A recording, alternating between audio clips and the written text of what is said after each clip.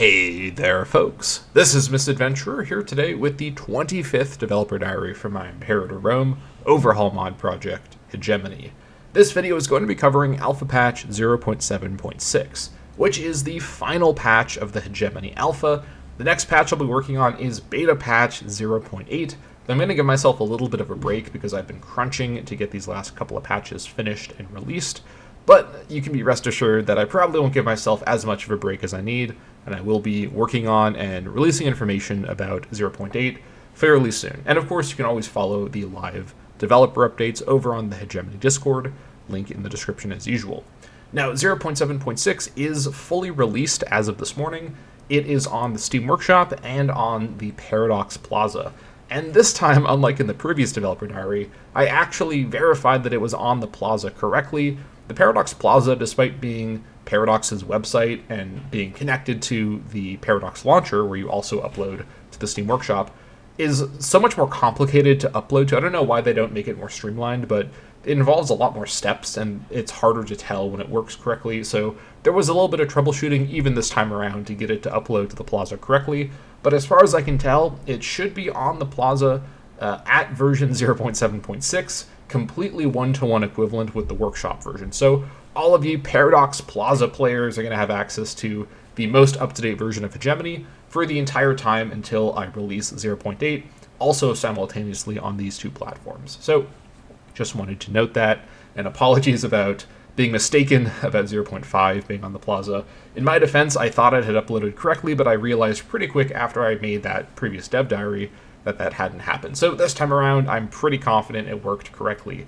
Also, the previous developer diary was extremely long. It was over 2 hours. It was almost the length of a regular campaign episode. So hopefully this time around, because 0.7.6 is a little bit smaller scale, though it is still pretty substantial, we're going to speed through this developer diary a bit more promptly, though I'm not exactly one for efficient structuring of my video monologue, so we'll see how quickly I can yap my way through this entire thing. So, getting to it, 0.7.6 as the final patch of the alpha, it was basically my kind of loose ends patch, cleaning up a couple of things left over in terms of various systems, as well as adding in the last bit of territory I hadn't yet modded in, which of course is the lands of Ludia. Though as you can probably immediately tell, there's a number of other changes over in the northern side of Anatolia, at least the Anatolian area in the Aegean Theater, which I will talk about in this video. But before we get to all that, let's first talk about Ludia. Now, Ludia is the fifth of what are now six playable Parson satrapies, and it is smaller than Caria, though not by much. Ludia is now one of the largest countries in the game. You can see its flag right here. It's got a kind of a silver or a bronze lion on an orange or on a dark gold field, and they have their dark gold or yellowish country color. Now, Ludia, let me actually hop into just a random country here to show you the region view. Ludia is present in the three last new regions for the pre-1.0 phase of development. As I've talked about before, post 1.0 and post kind of the full mod release, I will be adding in more territories from the Bronze Age map piece by piece. But for now, this is it for the core area the mod is meant to take place, as really this area already is kind of beyond what the Peloponnesian War scenario really needs. Although, again, as I've mentioned before, because I don't have Sicily on this map, that is a annoying exclusion and something that I wish I could mod in, but I am not very good at actual kind of land modding. I am good at kind of border modding when it comes to deciding how provinces and regions are split up. Speaking of which, we now have 3 additional regions in which Ludia can be found. These are its core region, or I should say its capital region of Adamos, from which its capital Sardes can be found, as well as the region of Kaistros and the region of Temnos. Now, Temnos is actually split between Ludia and the 6th satrapy, which is now in the game, which is Pergamon. I want to talk for a second about Pergamon, because Pergamon was in the mod before as a couple tiles wide Delian democracy with a Hellenic culture, which when I initially implemented Pergamon quite a while ago when I made its initial home region of Aeolus, I guess it is still technically its home region, but When I initially implemented Pergamon, I hadn't done super deep research about it, and essentially just missed the kind of wild historical context of late Classical Age Pergamon. So what's actually going on with Pergamon is quite unique for Hegemony, in that Pergamon actually is much more similar to a vanilla Imperator Rome country than a Hegemony Imperator Rome country, in that its population is in this Pergamene culture group. As you can see, Pergamene is the culture group, and there's also the Pergamene local culture, which is native to the Pergamon sort of city area. But the ruling culture and the rulers of Pergamon are not Pergamene, and Pergamene, of course, as you can see from the city set, the city appearances are Anatolian. The rulers of Pergamon are actually Greek. They are of the Gongolid culture. Now, there's actually a bit of a story here to explain. Also, this is the flag of Pergamon. There's a bit of a story here to explain what's going on, because this is, although the idea of a Greek ruling class ruling over Anatolians is basically the norm in vanilla Imperator Rome Anatolia, in Hegemony's era, hundreds of years earlier, it's pretty unusual. So what's going on here? Also, the fact that Pergamon is a satrapy, even though it's ruled by Greeks. Well, basically, the kind of interesting real-world lore here is that Pergamon, right, it's this Anatolian city, and like every Anatolian city, it would have had some Greek metoikoi or kind of foreigner populations, but nothing more than anywhere else. So during the first, so there's a bit of backstory. During the first Parsan invasion, Parsa, as part of their invasion of the sort of Cyclades and Euboea, they absolutely ransack the city-state of Eritrea. They burn it to the ground, they enslave everyone, brutal stuff. And the Eritreans actually, even by the time that Hegemony starts, have not fully recovered. It's part of why they largely lost their multi-hundred-year-long rivalry with Chalkis, which wasn't damaged quite as badly. But that context is important because 10 years later, in the 480s and 470s, during the second Parsan invasion, an Eritrean nobleman called Gongolos actually defected from the Hellenic alliance that was led by Atenai and Lacedaemon to fight against the Parsans, and he defected to the Parsans. Now, after the war was over, he was exiled from Eritrea, obviously, and he fled to the court of Xerxes over the Parsan Empire. And Xerxes, for some reason, it's not 100% clear, decided to reward this Hellenic defector by making him a satrap of a small new satrapy in far western Anatolia, near where there was a lot of Greek populations, though of course they weren't the majority. And this ended up being in the city of Pergamon, which ultimately would have included a number of surrounding towns. So, for example, Halisarna was previously a playable country. I've demoted it to a city of Pergamon, and I've also added some other cities around here that are from the area historically, but we basically don't know 100% for sure exactly where the borders of the Pergamon satrapy and the neighboring satrapy of Ludia would have been. Also, because of the Bronze Age map that I'm using here, the satrapy of Phrygia would actually be quite large and sort of over here. But because this is all off-map, I have to kind of fit things around the territory I have to work with. It's completely fine. This has, been the kind of interesting restriction of modding with this map, this whole time. So the much closer zoomed-in detail I have to work with makes these sorts of downsides very much worth it, in my opinion. But the point is that whether or not the borders I've chosen to give Pergamon for this mod are exactly historically accurate for what little information we do have, they also have to fit within the Bronze Age map. Pergamon definitely would have been a fairly minor satrapy, and Ludia, which has its own complex and lengthy history, I actually talked about it a little bit in the previous dev diary. Ludia actually was previously the big hegemonic power of Western Anatolia until the Parsans came in, defeated them, and took over all of their conquered peoples, and turned Ludia and those other peoples into the satrapies. So Ludia definitely is one of the more powerful satrapies, and given its really high-quality core territory, as it has essentially 3 different river valley regions, right? The Kaistros area is a big river valley, Eremos is an extremely lush river valley, and although not just one river, Temnos is pretty fertile as well. So Ludia has some really great territory to work with, and that's part of why it was this homeland for what was a big empire until the Parsans showed up.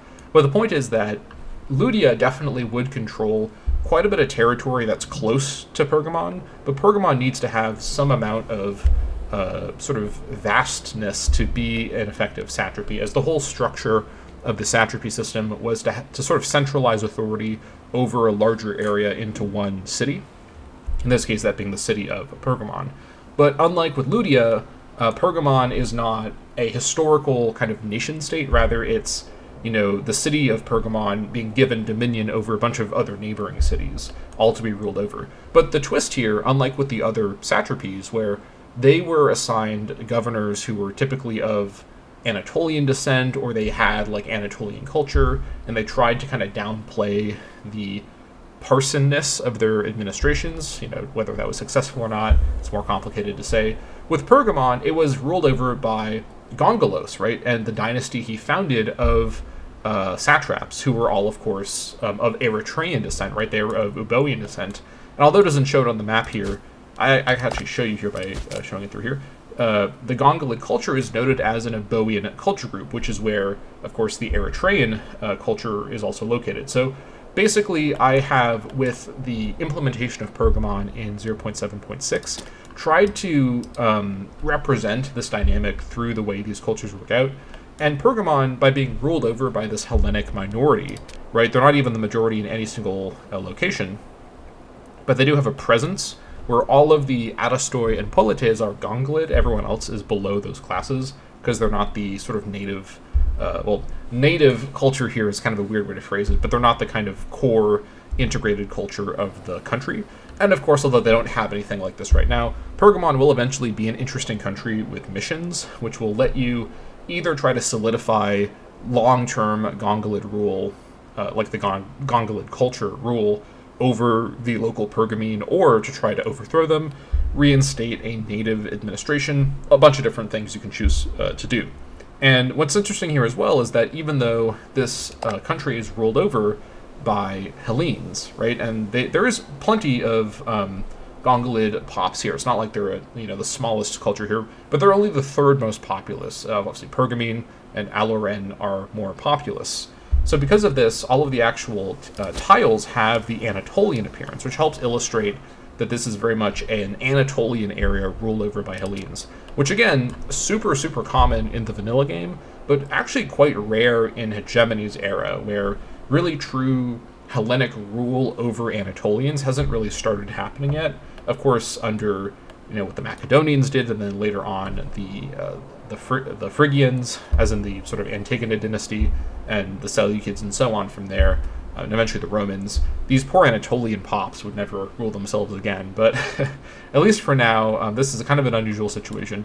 Even more unusually because they are an unaligned satrap, Pergamon offers an interesting opportunity if you want to play as a Hellenic country truly in a unique situation, as there's no other Hellenic-ruled country that's a satrap and is in Asia Minor, right? So pretty interesting stuff. And of course, Pergamon would eventually, during the Hellenistic Age, become a very, very powerful, basically regional power of Western Anatolia. But at this stage, this early sort of weaker version of Pergamon with this internal division is not in that kind of place yet.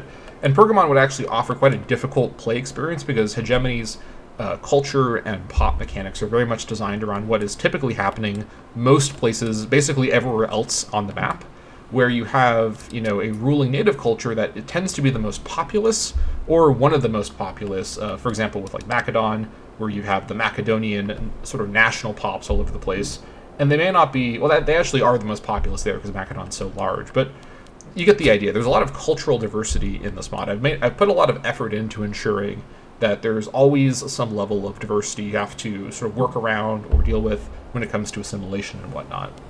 Now, having said that, beyond Pergamon, I made a few other changes to these upper three coastal areas. Now, another one to mention is that up here I have changed Perkote and Arizbe from being Hellenic city-states to being being Anatolian city-states, though they are still Delian democracies. These are two cities that were definitely Delian League members. And by the way, if you think I have access to a completely infallible single resource that says all the Delian members, I don't. I have to do quite a bit of research city by city to see if I can find reference to being a Delian member. Tracking who was a Delian member is often kind of trickier than it seems, because even the Athenians did not have, and anything that survives to this day, one master list of everyone who ever paid them tribute. Rather, there's like fragments of tribute lists from different years. And so another thing to keep in mind is that during the Peloponnesian War, various city-states rebelled and left the Delian League or entered the Delian League. And so there are actually a number of city-states which became Delian tribute payers. So we know, therefore, or I know, therefore, now that they would eventually become, independent, and that they're individual polises, but they were Delian members. That tells me a lot about how to simulate them on the map. But this map is not just a Peloponnesian War, borders simulation. It's a January 1st, 431 BCE borders simulation. So I take it very seriously to correctly identify who is a Delian member, who's not a Delian member, and I've made a couple changes in these regions with that in mind. So these two are now native Anatolian Delian democracies, because given the history of both of them, they're actually both definitely pre-Hellenization cities, and they're actually both noted as being allies of Anatolian Troy, like during the Trojan War, so they definitely were not Greek cities even back then.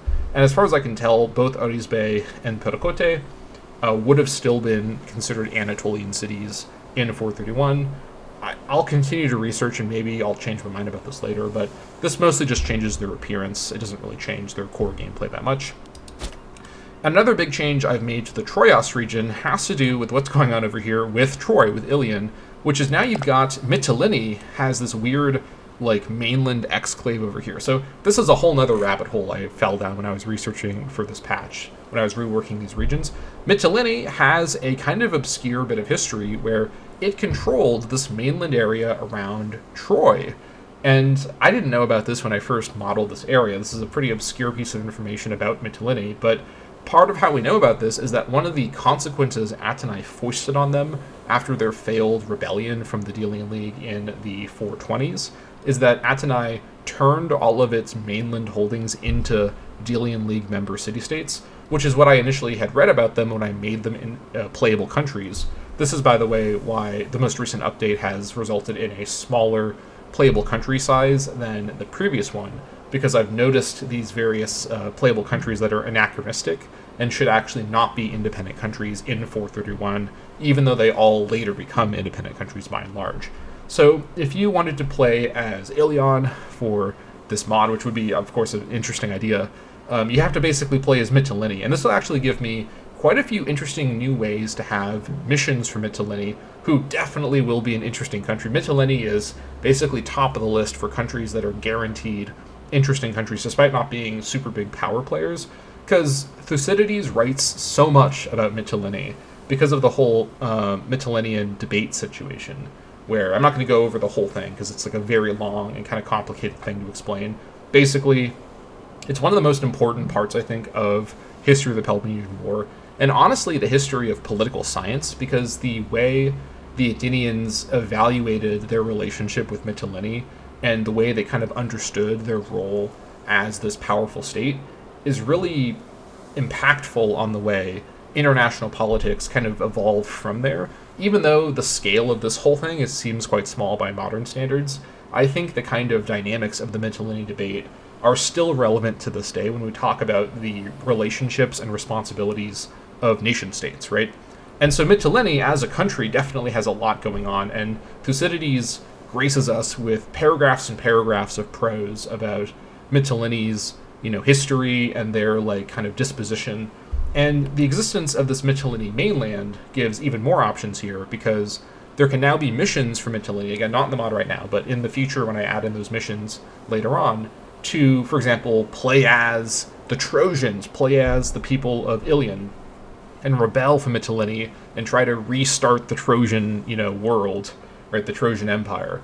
That'd be pretty interesting, and although I could have had Ilion be an interesting country on its own if it was its own playable country, having it be through this way is more historically accurate and gives Mytilene more complex ways to do missions.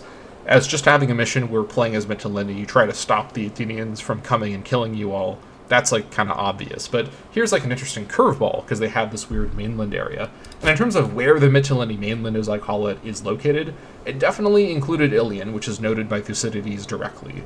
But based on my research, it probably also included Rotion and Achelion, as well as Hamaxitos. Hamaxitos is noted by one source as being part of the possessions that became Delian subjects after Mytilene was punished, so it seems like it was part of this mainland. Now, in terms of the neighboring areas, I'm pretty confident Sagaeon was not in the Mytilene mainland, because Sagaeon was basically founded by Athenai hundreds of years earlier. It actually has a super long, kind of complicated history with Athenai. In fact, I've given them an Athenai-style flag. I don't use this Athenai owl for anyone else except for, I think, Athenai and Sagaeon to represent their historically close relationship. I guess actually Platea has it on their flag as like an element. Oh no, I'm wrong about that. I actually changed that to be more accurate. But I guess, yeah, so I think it is just the two of them to represent their extremely close relationship. So Sagaeon, 100% absolutely for sure, was not in the Mytilene mainland. Neither is, what was the other one I was sure about? I think Lamponea was the other one I was completely sure about. Genetos and Scamandrea, I'm not 100% sure. I ultimately didn't find sources that said that they were made independent after the rebellion, but I also didn't find any sources that confirmed that they were tribute payers before. In these situations, I err on the side of having them be tribute payers, because having a bunch of random city-states in Anatolia, where I don't have like 100% for sure confirmed proof, like a source that says they're a tribute payer in, 455 or 40 something, if they show up on the tribute list in the 420s, but there's no other reason to think that they weren't a Delian member before, like, the Mytilene mainland was dissolved, it's just easier for the cohesion of the mod to have them be a Delian member. I think that's a fair extrapolation, because genuinely the Delian League's power was mostly in Anatolia, as, that's not the right map mode, as this map mode really highlights, with all of the map now being present and developed. It's very clear, by the way, just how much the Delian League is an Ionian Sea faction, while the Peloponnesian League is basically the Peloponnese and Boeotia, and that's basically it. Right, there's a couple like random Peloponnesian members here and there, but the Delian League is mostly about the Ionian Sea and its trading, and so it makes sense that basically any Hellenic settlement in Anatolia, if I don't have any source that says otherwise, would be a Delian member. And there have been times where, when I've designed these satrapies, where I've actually initially thought a city would be a Delian member, and then I actually recategorize them to be part of the satrapy based on doing further research. I think actually Romos was one of those examples. There probably are some other ones as well. And there are, of course, some of these instances of Anatolian cities that were Delian members that were not Hellenic. So there's a lot going on out here, and I know some people may be a little frustrated that I've spent so much time focusing on Anatolia, and I get it, right? Like, the Peloponnesian War, we think of, oh, it's like a Greek, war between Greeks, right, between Hellenes. But the actual historical evidence, like, the Anatolian world is so important to the context and the way the Peloponnesian War played out. Entire phases of the war happen in Anatolia and are completely focused on Anatolian countries. I mean, for example, some of the most famous countries from this whole war that are like, that Athenai is dealing with, like Mytilene, are essentially Anatolian countries, right? This is Lesbos, but it's near Anatolia. And the idea that the war just happened on mainland Hellas is definitely not true. So the ocean and the coastline is critical to the sort of geography and the topography of this war. And I think it's very important for this mod, given my ambitions for it to be this very historically accurate, very historically authentic strategy experience with this war, to honor that real history, even if it is a little sort of unexpected from what we're used to with this topic. So, having noted that, that basically sums up the main changes in the north of this new area. There's one more change I made on the southern edge of the Ionia region as well, which is a bit more funny in retrospect. I cleaned up a pretty messy situation down here in the Hybanda and Mycenae provinces, right around Ephesos, Priene, Pagella, Magnesia, and Mysos, where I'd actually, in a previous update, not noticed I had Priene already here and added another Priene over here in the wrong spot. I don't know what happened with that. I must have, I'm not sure what happened. I must have just not quite been paying attention clearly, but I basically added in a second Priene for no reason. I think I was looking at a map that was just kind of inaccurate, or I kind of misread it. So I've now corrected that. I've removed the second imposter Priene, and now I've given Priene its more accurate location. I also removed the Pamianian country, because it actually was more of a temple than a city. So I don't think I can justify it being its own playable country. It's also not noted as being a Delian member, so I've just given it to Prien, which I think is reasonable. By the way, for as like detailed and like granular as this map already is, and it's amazing, I wish I could have a version of this map that is like 5 times more zoomed in and have like basically every like literal like meter of the land modeled out, so I could like directly like lay everything out exactly 1-to-1. But that's not very feasible. If any of you are like land and sea like map modders and want to make something like that for me, especially something that includes Sicily and Byzantium, which are both important parts of the war that aren't on this map, please let me know. I would be very happy. But I am more than content with the phenomenal Bronze Age map. Please never mistake any of my comments about this as being anti-Bronze Age map commentary. I think the Bronze Age map is truly like the most impressive work of Imperator Rome modding I've ever seen, and it's much more impressive than what I've done with my mod. I'm just gonna say that, right? Like, my mod's cool, but ultimately this map is like a triumph of modding, and I am so just humbled that I have the opportunity to use it for my mod, as it really makes this mod possible in the way that I want it to be. So with that sappiness aside, I have cleaned up this area. I moved Magnesia, which was over here, to its correct location where the imposter Prien was, and I updated all of the cultures accordingly. Also, all the cultures and all of the provinces and regions have the correct colors now, or I should say they have colors now. They didn't have the incorrect colors before, but with these changes, all of the countries over here now have flags, and there should not be any more countries on this map anywhere with the work-in-progress flags anymore. If you find any, please let me know, because I don't think I left any by accident. I went through pretty thoroughly, and I think I found everything, but it's possible I missed something somewhere. Just let me know if that is the case, and I'll correct it in a future patch. Now, with the country stuff out of the way, let me actually hop over to a country with a bit more economy going on to showcase one of the other main features of 0.7.6, which is my rework of the economy interface. And this is actually a bit more of a complex rework than it may seem at first.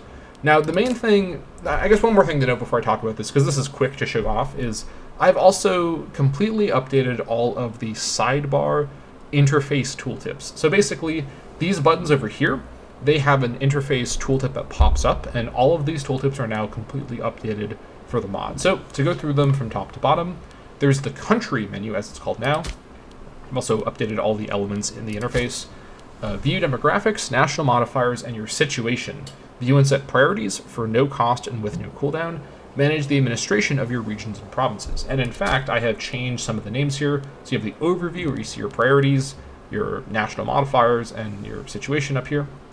And then also the situation text for Atenai I've rewritten a few times, and this is the most recent, probably final version of the rewrite I will do, just because Atenai is it's basically the most important country in this mod to kind of get right in modeling it, and it's very important to me that so when it comes to writing Atenai's like background text here, I have to fight against my own like anti-Atenai personal biases. I think Atenai and like the way it managed its affairs in this period is so hard to like justify, but I'm also like deep in the weeds here as like a history nerd with the stuff, so most people don't have like a strong personal problem with this historical country from thousands of years ago.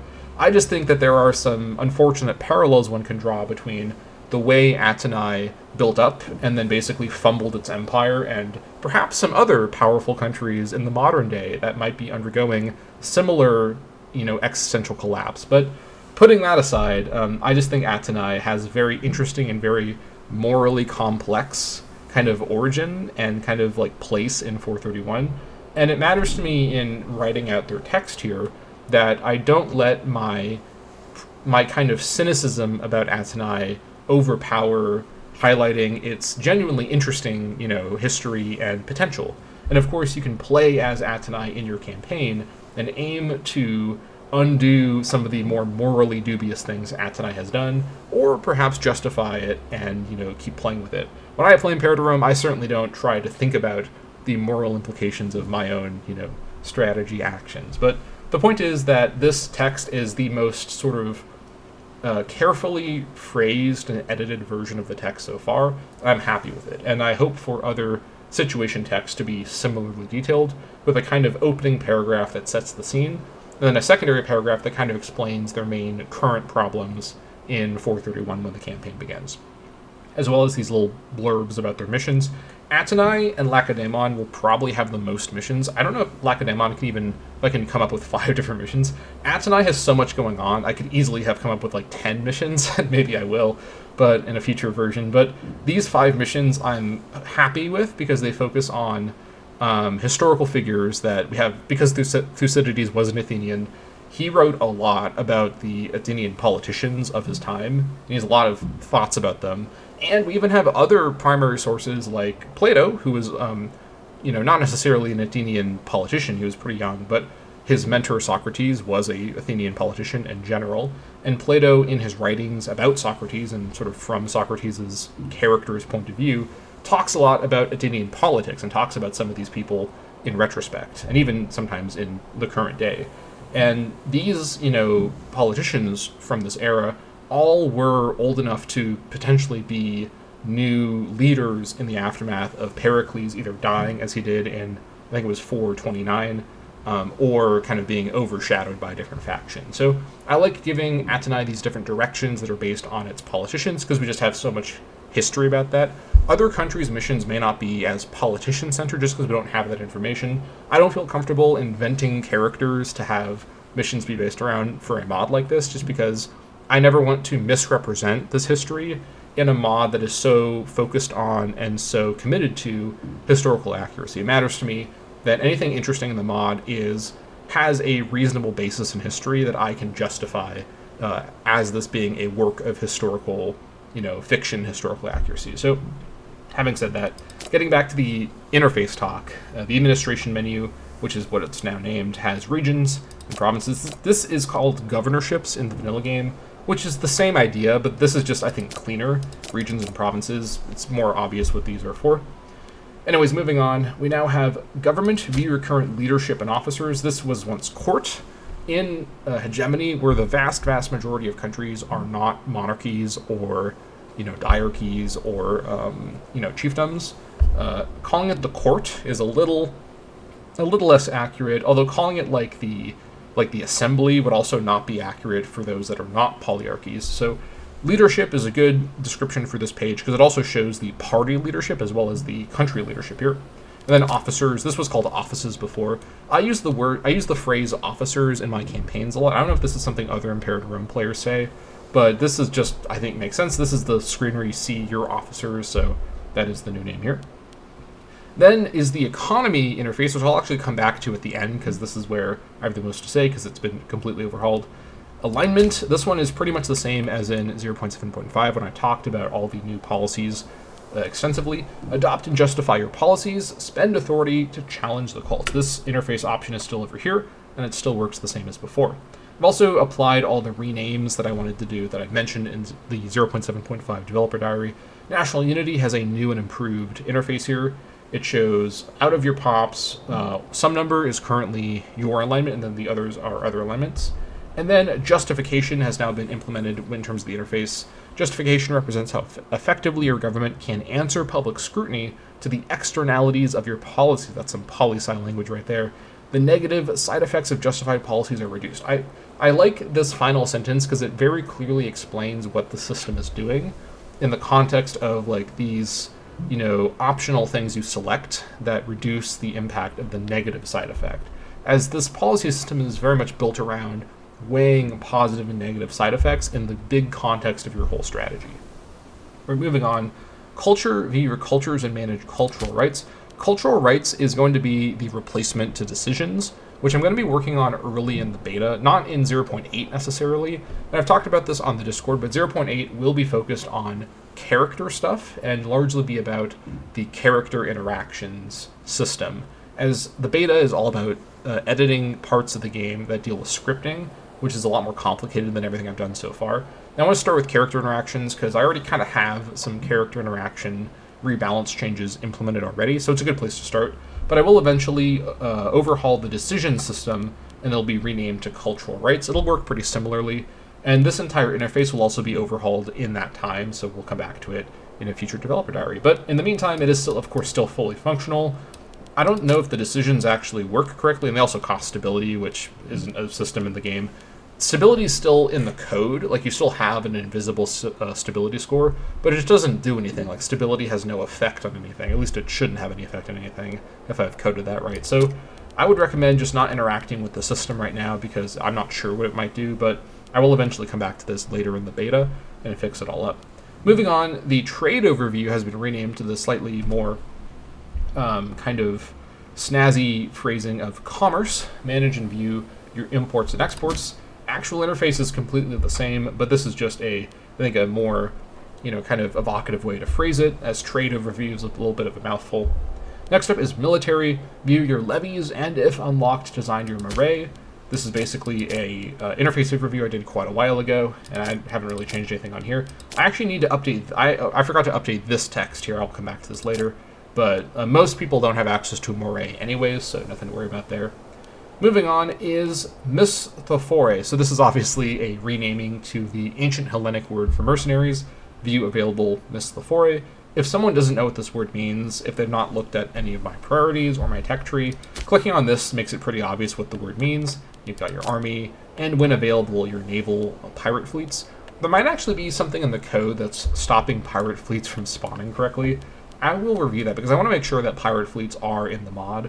There's not a lot of evidence about like large pirate fleets in this era, but piracy was definitely a big concern in this era, so I can definitely see a way for the kind of well-known rampant piracy of this era to be turned into this mechanic. I also forgot to update the text up here, sorry about that, but these are very, very small things to overlook, so I'll come back to them later.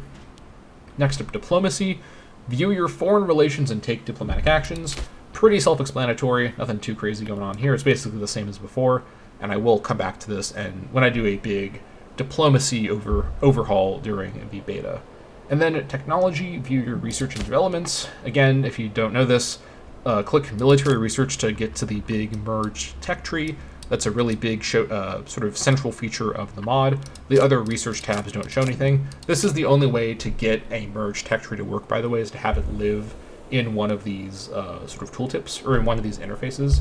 And all of them say select M research to help guide the player to get to here, basically. Moving on, characters, view your characters and families. I made one small change to have it say show country, adjective characters, show country adjective families. So this would say like show Lacedaemonian characters, show Lacedaemonian families. Nothing too complicated there, makes sense. Finally, missions, view available missions and complete objectives. The terminology of objectives is something I'm not 100% sure is consistently in the vanilla game, but I think it's useful to kind of explain how the mission, because as a longtime Hearts of Iron 4 player, I think about mission trees, and then the individual objectives are like individual missions. But in Imperator Rome, the phraseology is that you select a mission, and then within the mission you complete objectives. And that's the terminology I want to be consistent in my mod, just so things are clean. So missions are the thing you select to commit to, and in Hegemony, most unique missions for countries will be mutually exclusive, right? Like, for example, as Athenai, you can't do a mission to follow Pericles and then decide to start following Alcibiades later on. So you have to kind of decide that at the start, mostly. But of course, there will be some generic missions. And incidentally, the beta is when I'll be making all of the missions, including the generic missions first. And I'll be making the generic missions to be similar to the vanilla generic missions, but fit the Peloponnesian War setting more closely. So we'll get to that in future patches. All right, now to get to the last thing of note to mention in this video, which is the economy screen overhaul. As this is just more than a new system, which is the funding system, which is the replacement for the vanilla economic policy system, both because this is a core system I wanted to get to during the alpha, I got to it right at the very end, and also because economic policies are now in my mod in a different form, in the form of the policies over here. So the funding system is a replacement with a different name and a slightly different role in how maintenance works. Also, the economy tooltip, view your income, expenses, balance, and treasury. Yes, I've got the treasury. As you'll see in a moment, this entire interface is completely overhauled, And I used some really clever coding to get the treasury to display in this interface, and everything on here is dynamic. So not month by month, monthly tick. It's like day by day accurate and like action by action accurate, which I can't tell you how long it took me to get this to work. This is a triumph of Imperator Rome coding, which is a great start to the very script-heavy beta coming up. But UN set funding to affect maintenance costs. So here's the new interface. As you can see, quite a few changes. So first of all, at the very top, you've got your dynamic income and expenses. Now, something I've not yet managed to implement, and I'll try to get this during 0.8, is the actual kind of drop-down tooltips that break down income and expenses. That's a pretty important part of this interface. You can kind of still get some of that information up here, but it's not as detailed as I would like it to be. This is just a matter of GUI interface modding being like the most complicated thing in Imperator Rome. You change one line of code and the whole window like collapses into like a non-Euclidean field. So you need to be extremely like careful about how you structure the elements. And getting it to look like this took me multiple hours of trial and error and crying. So I'm not going to change it further right now. I'm going to come back to it in 0.8 or beyond just to add that back in. But for now, at least you get this kind of non-interactable income number, and this is accurate, like it's dynamic at all times. Your expenses, under income, you also see the breakdown of your tax, commerce, and tribute income, which for most countries, only the top two will be relevant. And just to show you that it's dynamic, let me actually import something. Let me import some olives from Chios, sure. There's that 4.95 from the olives. We can also see both the raw number, and then there's the breakdown that pops up here, as well as the modifier number. This took me quite a while to get implemented correctly, but this is also accurate and updates dynamically, so we can see all of the sources of the modifier. And if we were to change, for example, in fact, let me just do it right now. Let me change my policy over here to levy the Isphora. This will cost me a little bit of authority. That's fine. This is just a test game. There's levy the Isphora right there in the menu. I am, in fact, an Imperator Rome coding genius. Look at me. So anyways, levy the Isphora shows up here. So these are dynamic, and these do pop up, as they happen. And the, let's see here. Yeah, so even though the actual full numbers don't have their drop-downs yet, this stuff here is dynamic. And then we have balance, which is pretty useful, so I've made it a larger part of the interface. This is just showing your current, like not last month, but your right now, this moment, difference of income and expense. And let me actually import some more stuff just to show you that it is dynamic. Let me just import sheep from everyone. Now we're out of spots. Also, by the way, as part of this patch, I have changed trade imports and trade exports a little bit. So I should say I've changed the balancing a little bit. So now you actually get one import slot from every single city, and cities also provide +1 base resource production. This gives everyone a much better starting commerce economy potential. Obviously, a big commerce monster like Atenai can still like really have a strong commerce economy long term. But you can see already just from this, our commerce income is now quite a bit better, and I'm not trading super valuable stuff, and I don't have a lot of like trade infrastructure set up yet. And this very much creates the balance I want, where starting off your tax economy, which is just based off of your pops and your buildings directly, tends to be much better at the start, but it doesn't change as easily. Commerce is much more dynamic, where you start off with basically no commerce at all, and with min-maxing you can achieve much higher commerce, though it requires a lot of work. So it's the risk-reward dynamic I wanted to have for the system. Tax is the less risky, more reliable system. Commerce is the more risky, less reliable system.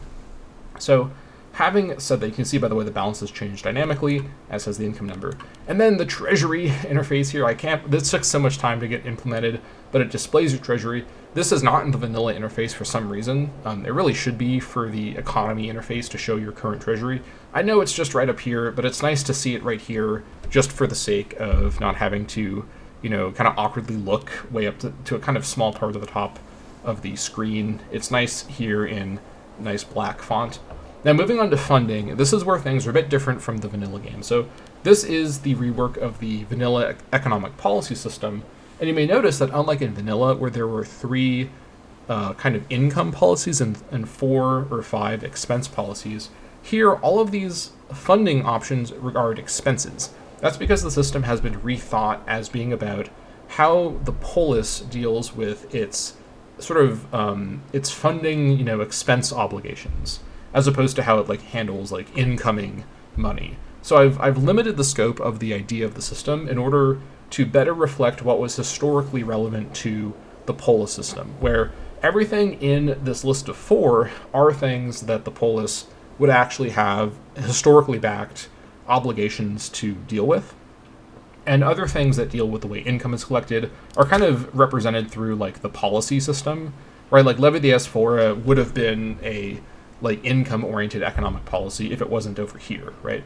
So I wanted to avoid too much system overlap, as it were, which is a common issue I have with this mod, with so many different unique systems that all kind of deal with the same sorts of things. Vanilla Imperator Rome basically stretches as far as it can to have as many systems that overlap only a little bit, but especially with the secularization I've done to the religion system with alignments, all of these policies kind of step on the role other parts of the game had.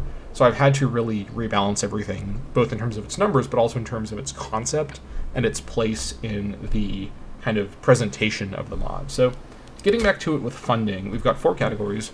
Moray and Misthophorai, right? That's, permanent armies and mercenaries. Nauticos, which navies. Okurosis, which is kind of forts and defenses. And Misthos, which is wages. Also, that is the root word for Misthios, like a wage worker, which is kind of a euphemism for a mercenary, like a singular mercenary.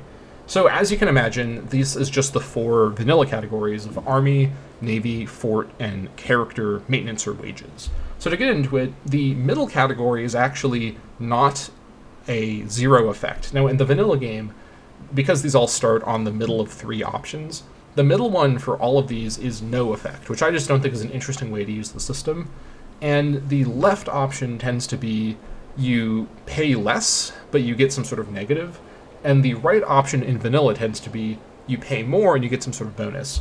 I just think that's not as interesting as doing other things with the way this is sets of 3 mutually exclusive options. And because if any of these are sources of funding, the state would be paying for it normally, right? For example, no one talks about how, a real-life government doesn't fund like the mass production of gigantic hot air balloons, because that's not a normal state expense anyone expects the state to normally bear, right? as a crazy example.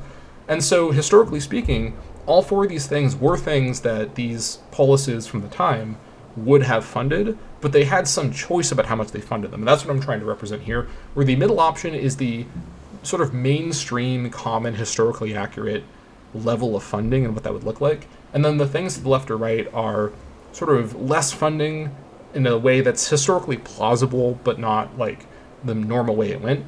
And then like more funding in a way that's historically plausible, but not usually the way it went. So for example, with Moray and Misthophorai, the middle option here is supply basic provisions. And this is the other thing to note, is that all of the middle options have a plus 25% maintenance cost as their default effect.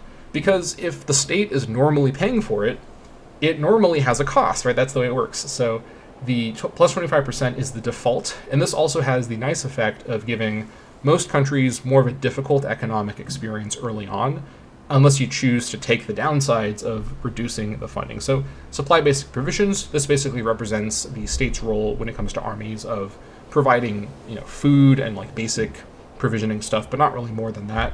The less funding option is expect self-sufficiency, which has no cost, but instead has an army movement speed of minus 50%. This is something that I intend to be not just a pure disadvantage, which is why you're not going to see any like morale losses. Instead, I want you to genuinely be able to decide, hey, I'm in a situation where I don't need to move my army very quickly. I would rather not pay for them and force them to live off the land and move really slowly by doing so, and spend less on army maintenance. Now, keep in mind, army maintenance only kicks in for Morays, which if you're playing as Lacedaemon, you have from the start, or if you are playing with mercenaries, you're dealing with that.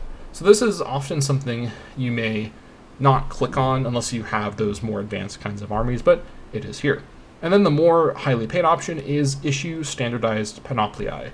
Now, this is actually just a free plus 5% levy size multiplier, unless you're using mercenaries or marays. And so this is one way to help offset everyone's really low starting levy size multiplier. As, keep in mind, every single government type in the game has the same, actually let me show it here, has the same 10% default, everyone has the same. And then everyone starts with Sacred Peace to reduce it. Now obviously you can change off of Sacred Peace to something else, but unless you're going to call or conscript, you're not getting a bonus, you're just getting back up to 10%. And although for Atenai, who has a huge population, 10% is like actually quite a lot, most of these city-states have really, really small armies, which is historically accurate. This is an era where these were not huge populous countries. These are basically communities, right? And most of them didn't even really have like very complex defenses or their own super strong local cultures.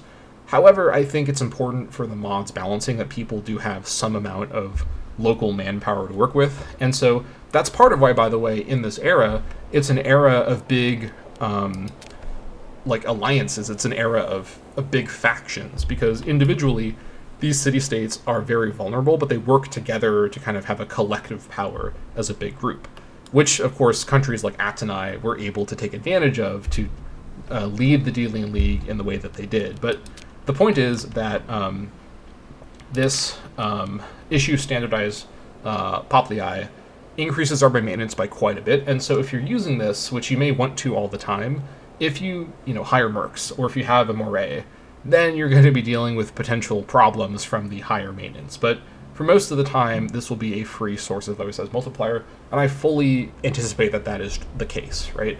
This is only going to really be an issue for when you are getting to those later stages, when you have moray, where you're customizing, and I don't have the system fully set up yet, but when you have that going, or when you have mercenaries helping out, then you start to see the effect of this. And by the way, you can also notice that issue standardized panoply, which is basically like standardized equipment, this is not something the Polis did. This is an era where people had like a family set of armor, right, a panoplia, which you would bring with you as a hoplite, as a hoplite. And so issuing standardized equipment is not something that Polises normally did, but it's something they could have hypothetically done, right? So that's why it's here in the mod, right? It would actually be, I think Alexander and the Macedonians would have some standardization of uniforms, but it was really the Romans and their legion system that really modernized, or it really created our modern idea of like an army uniform. But before that, with the Greeks, things were way more kind of scattered and random when it comes to that. Moving on to Nauticos, this one is really relevant for big naval powers like Atenai and Corinthos. And by the way, I have made other balance changes to the maintenance cost of ships anyways, but we have your default Triarchoi outfit ships with 25% Navy maintenance cost. This reflects how navies were funded historically, where the state owned and paid for the maintenance of the ships, like the actual hulls and sails. Everything on the ships, including all of the crew, all of the equipment, everything that was like carried on the ship, was paid for by the Triarchoi, who are the captains, right? And the whole system in Atenai of having the Triarchaea, where citizens are basically given like a lottery appointment to be a Triarchoi and run one of these ships, super, super expensive. It was basically a gigantic financial drain on these citizens, to the extent that Atenai developed a whole complex system of deciding how this obligation would be kind of meted out, and even creating like the co-captaincy system with the Sin Triarchoi. It's my development tree. Kind of gets into that a little bit. Let me find it here really quick. Here it is, Triarchaea and or hold on, wait, where was it? Here it is, Triarchos and Sin Triarchoi. There it is. So yeah, when it comes to this default option, Triarchoi outfitting ships is the default way it would work, normally. And so there's some maintenance, but it's not as high as it could be. So going less is Triarchoi maintain ships. Now this is the hypothetical situation where you're playing as, like a naval power. Obviously these are only relevant if you actually have, navies. But basically you'd be saying, we're not going to even like pay for maintaining the ships. Like we own the ships, but you captains have to pay for like ship repairs, which is really, really expensive. Like these ships were the super weapons of their day. These are, for their time, very complex machines basically that you need to have specialized experts to correctly work on. And even for really big like naval cultures like Atenai, like shipwrights and people who knew how to do repairs quickly for like war needs were very, very valuable. So it's super, super expensive. And so having this removes any of the Navy maintenance cost increases. There is still the default maintenance cost, but there's no longer this increase. But you have a native politis output reduction because who are the Triarchoi? They're the politis, right? Remember, the Triarchoi, these captains, are politis, they're citizens. And so their output is reduced because it's going into maintaining these ships. And because politis are the core population type for every single country, no matter whether you're playing as a commerce economy country or a tax economy or whatever your focus is, politis output does affect you in an important way. So this is a pretty hefty trade-off where you're going to suffer economic harm, you're going to suffer, research harm, all the good stuff and manpower, everything that politis provide, that output will be reduced. Now, in the long term, you're going to get enough politis output from the development tree to offset this, and so you can make things cheaper long term by offsetting this malice with other modifiers. But early game, this makes lowering your naval maintenance a bit of a risk, as it has other economic downsides, and who knows what else it could cause. In fact, I almost think this might be a little too weak of a negative for the sheer power of naval maintenance as a malice, but for now I'm happy with this balancing. Then the right option is subsidize the Triarchoi. Obviously this is the inverse, where instead of just paying for the maintenance of the ships, the state now pays for everything the Triarchoi is normally paying for. So this doubles Navy maintenance cost from 25% up to 50% and provides plus 25% naval range. I've made a number of changes to naval range as part of this system, as again, I didn't want to have anything that deals with morale or anything combat oriented be directly part of this funding system, because I think it's too easy to just have the funding options or the economic policies from vanilla be about, am I in a war or am I in peacetime? This mod is based around being in a war the entire time of the mod, so it makes sense to have stuff that is more strategically complex than just morale, right? So naval range as a modifier has been trimmed all around the mod as part of this patch. For example, over in priorities, I've reduced provision for patrol. I don't remember what it was before. It's 25% now. And over in the tech tree, enemies is 25%. Let's see, naval range. There's one more source of it. Yeah, up here, Thalassoporon, 25%. So I think 100% is the max you can get to from those sources. There might be one more that I am overlooking. I think I caught them all. But the point is that naval range is now quite a bit more reduced. Now, it's a frustrating mechanic, as naval range is something that just punishes you for getting, obviously, too far away from your ports, and the ports of your subjects don't count. You can go into them to avoid naval attrition, but they don't add to your naval range. It's your direct ports. So Atenai's starting naval range is not that impressive, honestly, and you're going to start having attrition problems pretty early into the Aegean Sea. But as you can see, doubling this from that 100% total possible does cover most of the Aegean and prevents you from having attrition that much. But this hopefully helps to make these choices a bit more complex, because increasing naval maintenance, maybe for Atenai, is quite a lot to ask, because they have a huge fleet maintenance. Well, let me actually rephrase that. They currently don't have a huge fleet maintenance. Let me actually change this. Did that adjust? Okay, you know what? The fleet maintenance up here seems to be a little bugged. Where is it? Yeah, it's much, much more than what's showing up here. But you know what? It's because the fleet maintenance up here is not updating dynamically.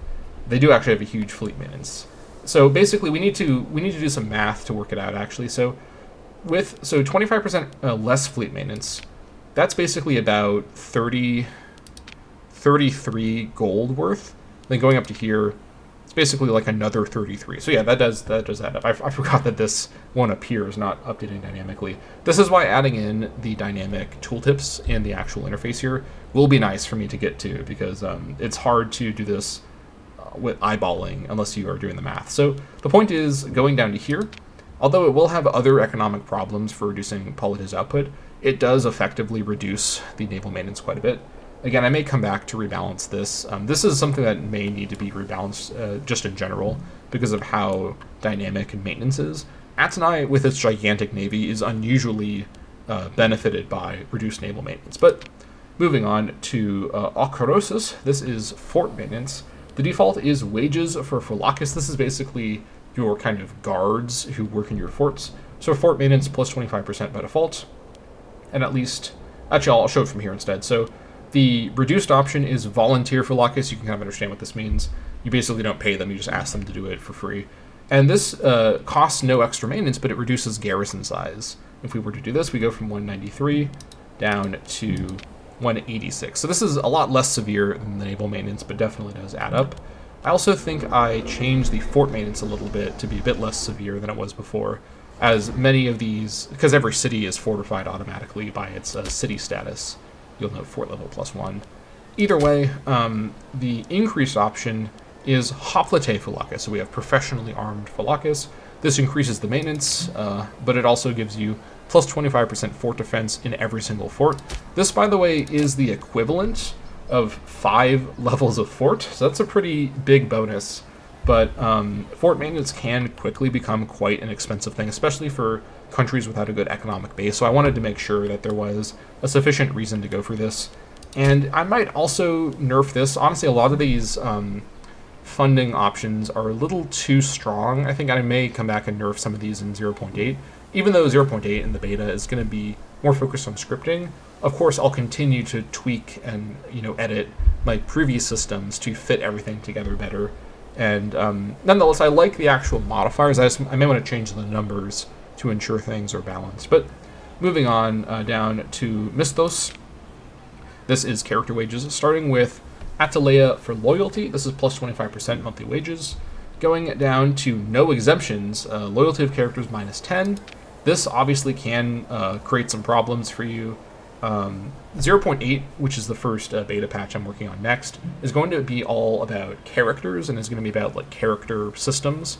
So I may do just a big overview of all of the loyalty mechanics in the mod to kind of edit them all at once for 0.8. But either way, this basically removes that increase to monthly wages, but it obviously comes with this other negative that is character specific. And you can also see, by the way, 191, and this goes up to 193. So we don't have a lot of character wages right now. Ambition will lead to characters requiring much, much, much higher wages. Though again, I'm going to revisit all of these character systems in 0.8, and I may change the way it all scales. At the moment, character wages is a pretty low power part of your expenses, but that's just early game. It's a system that's meant to kind of spiral out of control if you don't tend to it, to lead to more and more ambition causing characters to demand massive, gigantic wages to hire them. And then lastly, the increased one is open-handed Skepsis, with plus 50% monthly wages, but then minus 0.25 monthly ambition. This is meant to be your main way to fight ambition on a systemic level and not just on a character-by-character level. There are obviously other ways to reduce ambition as well, such as the default Preserve Eunomia, and I think the Peloponnesians have their unique culture policy also reduces ambition even more, and I think one of the priorities also reduces ambition. I may actually increase, where was it? Here it is. I think I'm going to increase the rate of ambition gain, as I want ambition to be a system. I'll talk about this more in the next dev diary when I go over 0.8, but I want ambition to be a system that you feel like you need to keep track of and kind of pay attention to, but it's not something that's like immediately a problem, because the whole idea of the ambition system is a system that slowly like corrodes your control over your characters and leads to you kind of losing grasp on the momentum of your politics, right? And it's a system that I think is very historically accurate for this era, when the classical Hellenes were very fixated on this idea of like sophrosin, right, self-restraint. And a lot of really famous politicians from this era, most famously probably Alcibiades, are criticized by their contemporaries for being kind of extravagant and like sort of not in control of their faculties and of their ambitions, and leading to causing a lot of harm through their kind of actions, right? Obviously, causing harm through actions isn't the main thing, but like they're criticized, and people like him are criticized for not being restrained enough, or not being kind of thoughtful enough. So it's interesting, because these sorts of moral concerns are basically in all of human history. This has been a recurring kind of idea in multiple different cultures that don't even relate to each other. This kind of concern about personal ambition leading to kind of losing the plot a little bit. And I think that it's definitely something that's a clear through line in classical Hellenic philosophy and political culture. So it's an important part of my character system in order to really locate this mod and its mechanics in that time period in an immersive way. But that basically wraps up my overview of 0.7.6. Managed to do this video in less time than the previous dev diary, thankfully. There was much less to cover, but I had a lot to say about all of it. So that basically concludes that. With this, the Hegemony Alpha is fully complete, and I'm now going to get to work on the Hegemony Beta with 0.8. Though I'm going to take a little bit of a break, as I've been crunching for the past couple of months to get the last couple of patches finished and close out the alpha. But I will be back probably sooner than I should in terms of my own break-taking ability to get to work on 0.8 and proceed from there. So thank you all so much for watching, and I'll see you all next time.